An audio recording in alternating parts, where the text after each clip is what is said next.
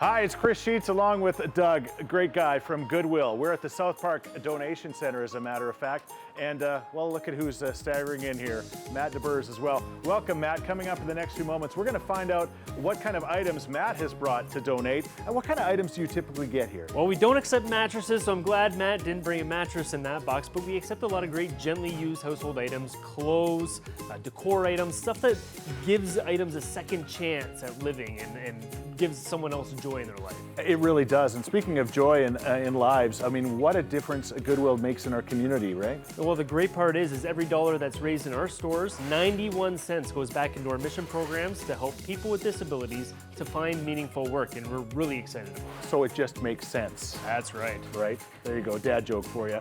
What's in the box? We'll find out shortly with Matt. If you want to get involved and make a difference in the community, go to Goodwill online.